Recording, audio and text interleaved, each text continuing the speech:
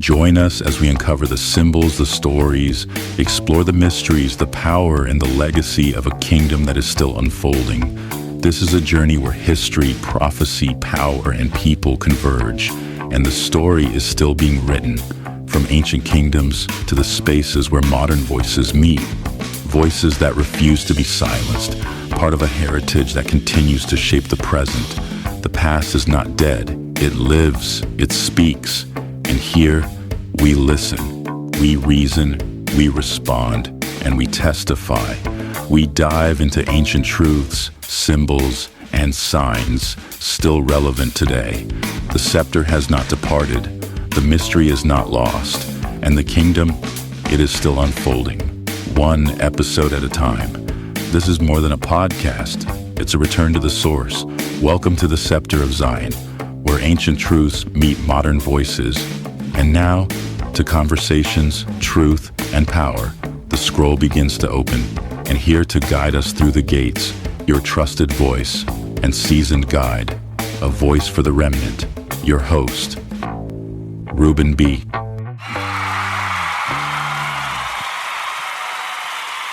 Wow, thank you. Thank everybody coming out to support the Scepter of Zion. I want to thank you. It means so much to me. I have to bring Mr. Bassman back. I like this track. Always sound like he's prying something open, like he's... That's what I'm trying to do. I'm just trying to open up your chambers. Open up your thinking just a little bit. Does it need open? Oh, you say you're okay that you don't need for me to open it? Well, I'm gonna do it anyway. Can you stop? I think it's something that I just want to do. I feel like doing it.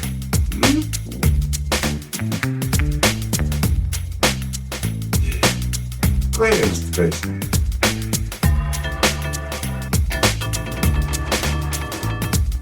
We're gonna pry open your thoughts that's been tucked away for thousands and thousands and thousands of years. Decades, centuries. We'll have a little bit of fun with it. You know, this is not one of those stuff, history classes and stuff like that. It's not one of those things. It's not that. We're just gonna have fun with it already. In the hidden chambers of the ancient wisdom, where silence was a teacher, and the shadows, they bowed down to the truth. The Hebrews, the Moors, they just didn't merely speak. They summoned the light, the wisdom, the knowledge. They summoned that. You know what? They threw it down like it was a living breath, bent across stones, shaped into its own pattern. Only disciplined mind could follow this and understand this, because the light became their ink. Silence became their scriptures. Prophecy, whispered, revelations. Every angle carried a secret older than empires. You know what? Every circle act code. The first spark that split the void and called the world to awaken. All right, let's talk about these numbers. These numbers weren't just numbers. They were footsteps in divine sequence coordinated on the map of creation. Mathematics, braided with meanings. To learn was not to memorize, it was to ascend. And when the Hebrews carved light into form, when they enlightened thought with design, they didn't just teach the world, sort of kind of rewired it a little bit. We rewired it a little bit. They show that wisdom is not passive or polite. It doesn't wait for permission.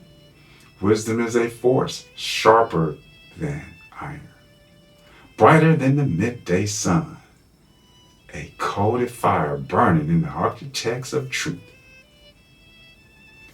It's a fire hidden in symbols and structures, in the breath between words, waiting for the oneness who can still see the geometry behind reality. So when we speak of knowledge today, we're whispering echoes of the ancient brilliance, the blueprint that's left behind by hands who shaped light itself and walked through creation with understanding as their crown.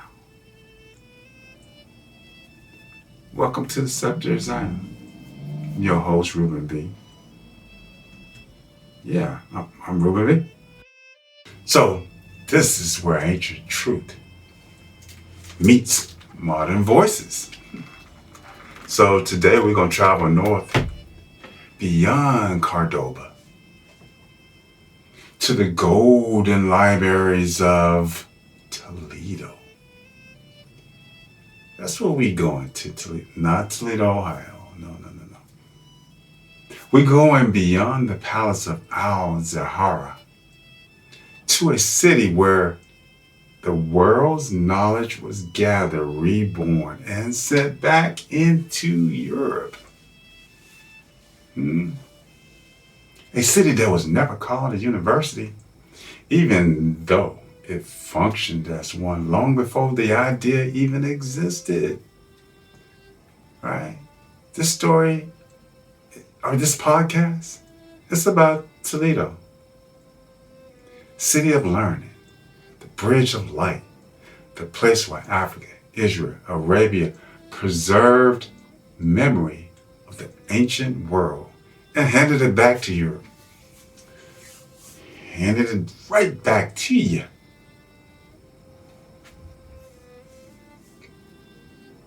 Iberia, right? Let me tell you who was there too.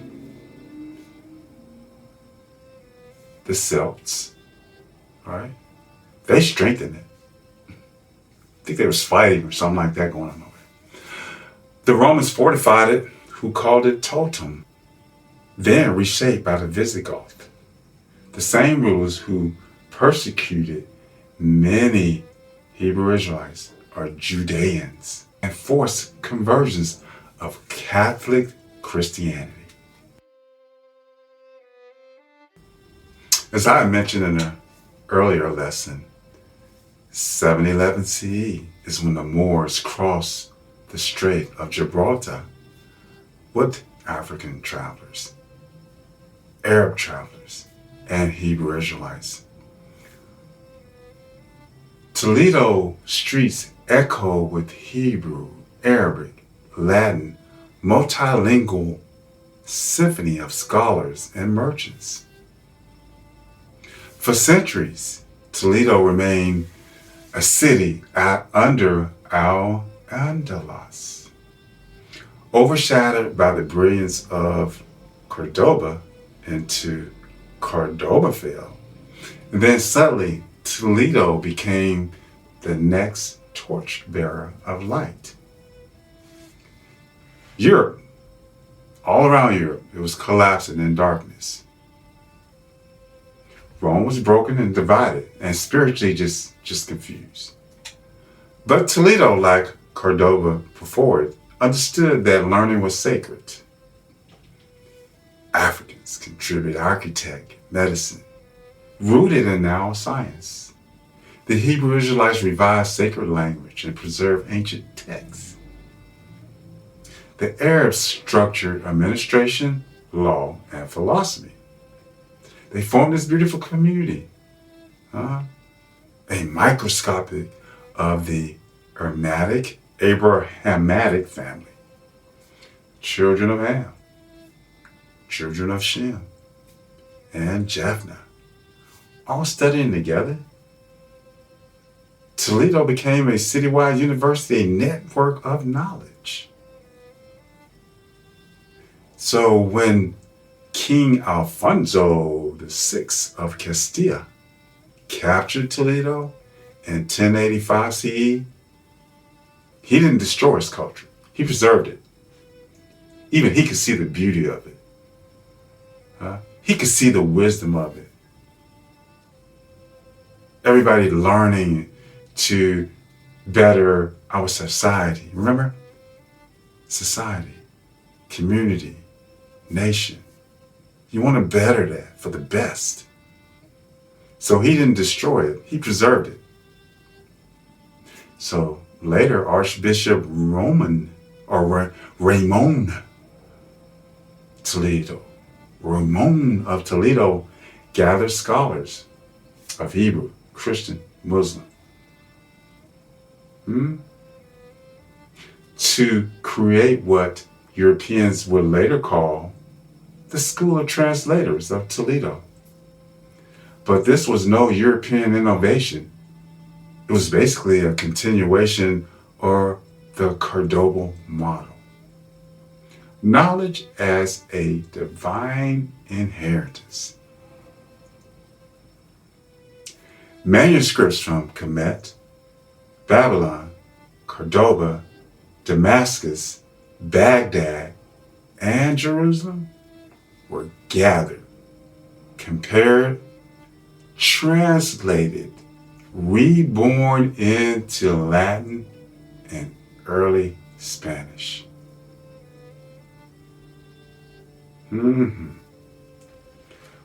Why Latin in Spain? Why is that? Latin came through the Roman Empire. I bet you didn't know that, Latin America, did you? Did you? Bet you never thought it. I bet you nobody ever told you that. So after Rome fell, Latin remained the language of the church and the international communication and scholarships. So by the 11th century, Latin functioned the way English does today. Okay, so why into Latin and Castilian? Because Toledo was the building bridge of languages. Hebrew, Arab, translated into Latin for all of Europe, all of it. Hebrew, Arab, for Spain. It was translated for Spaniards, for the royal courts. This made Toledo the linguistic highway through which knowledge from Africa, Israel, and Arabia passed into Europe. So, what did this achieve? Because of Toledo, African medicine. Because of Toledo, Israelite astronomy, Arab philosophy, knowledge from Kemet, Babylon, and Persia could now be read in Paris, Oxford, and Italy. Latin acted not as the source, but as the carrier of this ancient wisdom. So Toledo just handed this information right back to Europe. Right back to them. And from this city on the hill, the Renaissance was born. It was born from this. Toledo was an ecosystem of learning, a citywide sanctuary of wisdom, right? It was just every corner, every classroom. You're teaching some serious wisdom, some serious knowledge to help you become a better person, help your community, help everybody. These libraries are also the soul of the city, where you have the Hebrews, Arabic, Latin, Greek, flowing together, right? Unity. The healing science of life, Toledo's hospitals. It cared for the public and it trained its physicians. Hey, we're going to take a quick break, right? And then we coming right back. We coming right back with some more of that good stuff. See ya.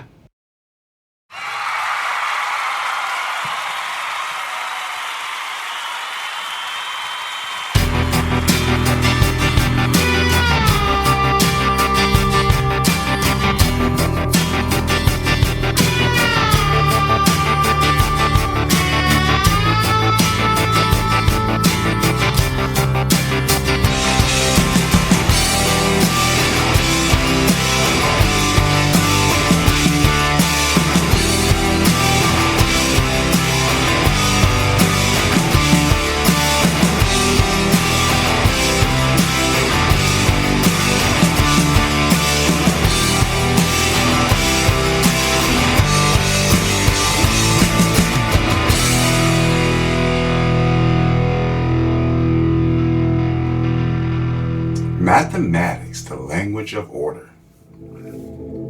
Do everything decent and in order. Mathematics was sacred in Toledo. Students, man, they just didn't calculate abstractly. They learned by building, measuring, observing, hands-on. Right? Then you get over to astronomy, of course, mapping of the heavens. Observatories, they track the stars with instruments refined by African craftsmen. Astronomy was divine order above, right? Mathematics was below.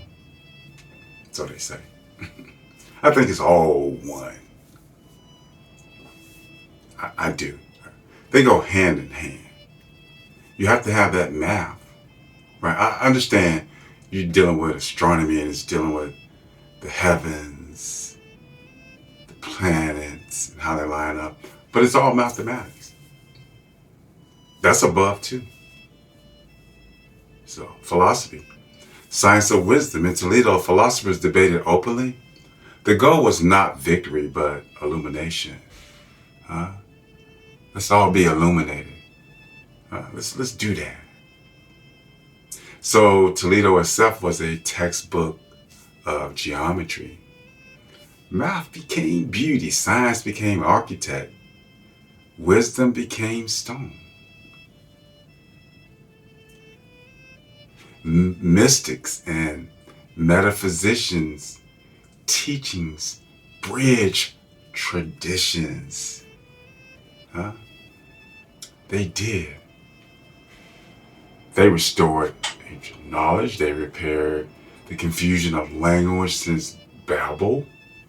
They reconnected Europe to the original Hebrew scriptures. They seeded the European Renaissance right there in Toledo.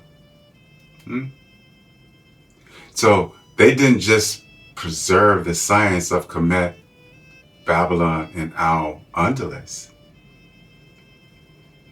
It preserved the Hebrew worldwide, the Hebraic. That's what they call it.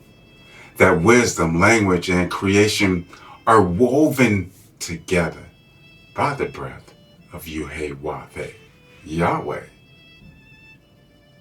That's right. Wow. Interesting. So the city of Toledo, it still stands right now. And there is a site, the World Heritage Site, UNESCO, is still there. You can walk the old Israelites' quarters, the mosques, the synagogues, the libraries, the cathedrals, right? If you don't know what UNESCO is, it's United Nations Educational, Scientific, and Cultural Organization. So you can look it up and see what all they do. All right, so you can check that out there. But just a reminder that these stones, they still speak, right? There's harmony there, right? Between the nations, African, Arabic minds, Yehudians, or Judah, or Hebrew. So once again, Toledo was not just a university, it was a memory, it's a bridge, it's a revival. It's a place where knowledge became worship and diversity, once again, became strength. All right? The truth is simple. Europe learned again because of Africa. Israel, Hebrew Israelites in particular, right? And Arabia, they preserved this light, right? And family, we are the descendants of that light. That's right. We are the children of those who built civilizations and kept the world from falling into darkness. We did. Of course, you know, we the Scepter of Zion, where ancient truth meet these modern voices. Yeah, I got more to follow. I'm gonna take another quick break. I mean, not a bake, but a break. I don't bake.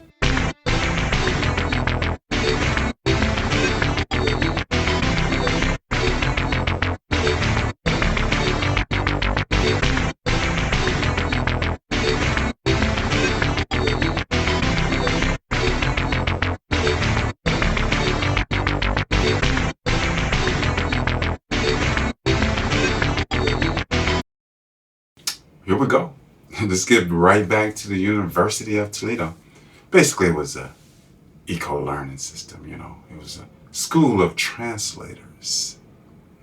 A team of translators and scholars. So when Toledo rose as a center of knowledge, it became a gathering place. Of course, I mentioned it earlier. Hebrews, Arabs, Latins, Greeks, just people from all over the world, basically. But these they were three streams of one larger river of ancient understanding.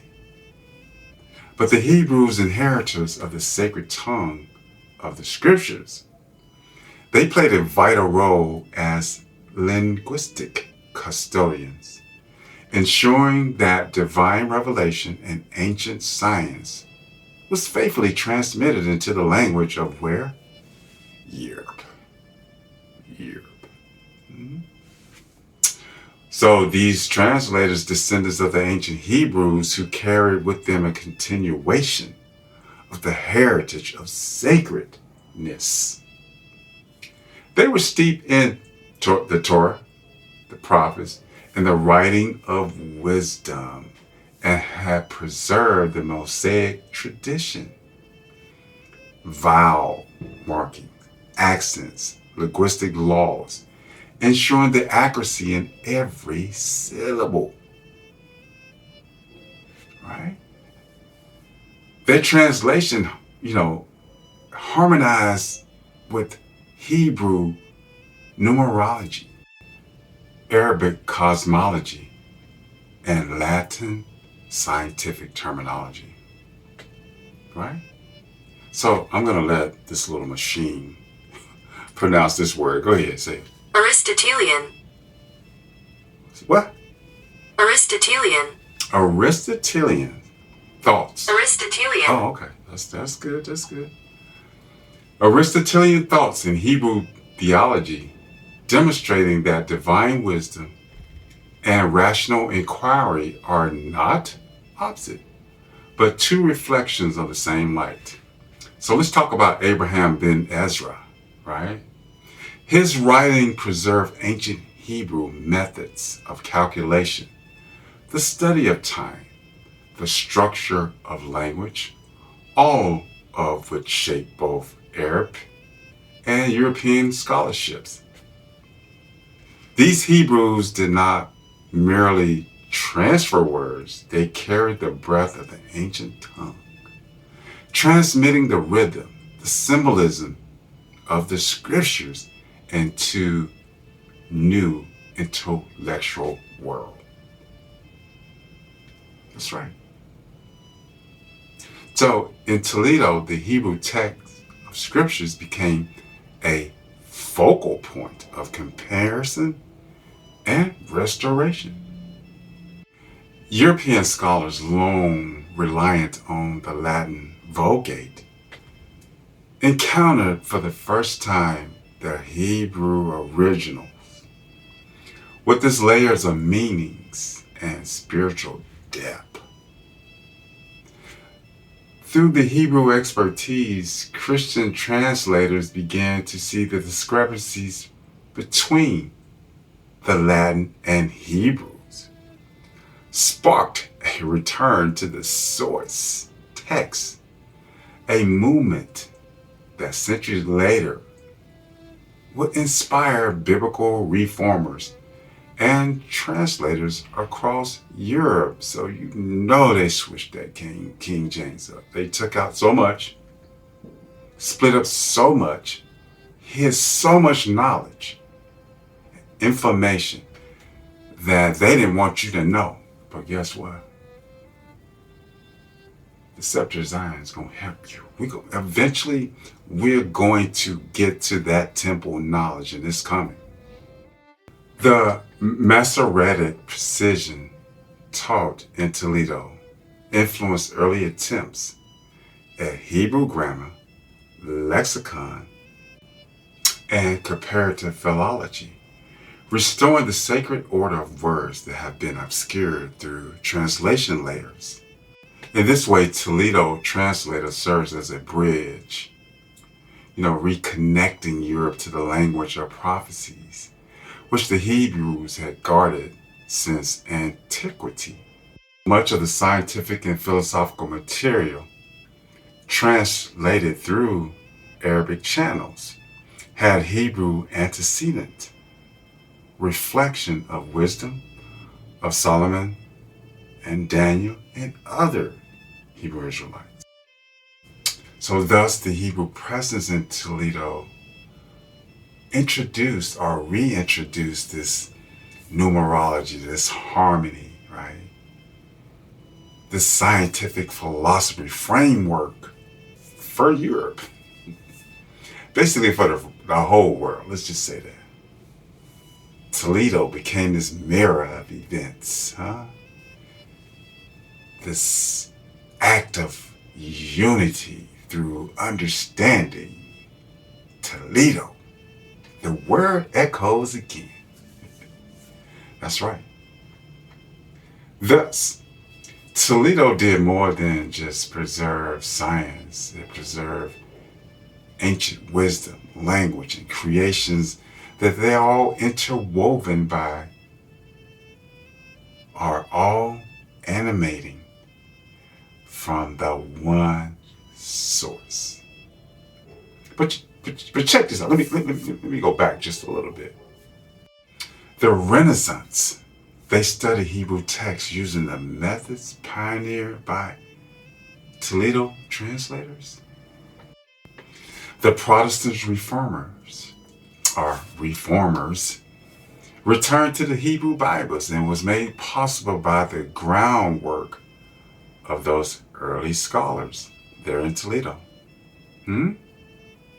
So the very concept of a universal search for wisdom transcending borders and tongues.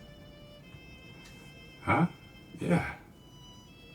So Toledo became this academic center, a sacred conduit, conduit, whatever you want to call it. It was a place where ancient Hebrew light of knowledge passed through the Arabic refinement and emerged in Latin form, right? Illuminating all of Europe, all of it. Wisdom is a principal thing, therefore get wisdom.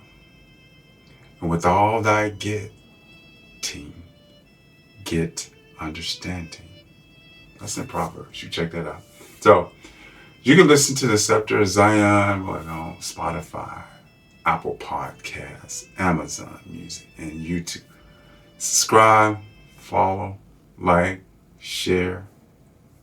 All right. Remember, stay rooted in resilience. Until next time, be ready again to get this unnecessary wisdom and knowledge that you love. So we're coming to the end of the show, right? I hope you enjoyed this information. Follow us on YouTube, Apple Music, Spotify. Like, share, follow. Stay rooted in resilience. And until next week, take care. Thank you for listening to this week's episode of the Scepter of Zion. If something stirred your spirit, sparked a memory, or whispered truth into your soul, don't keep it to yourself. Share it, speak it, walk in it. We invite you to invite others into the conversation, into the unfolding. This is more than a podcast. It's a movement returning to the root and rising with the call. Until next time, hold the line, guard the flame, and never forget who you are. Because the kingdom isn't coming. It's already here and rising, one voice at a time. You've been listening to the Scepter of Zion, a Kingdom of Shalom production. Subscribe, share, and join us as Zion rises again.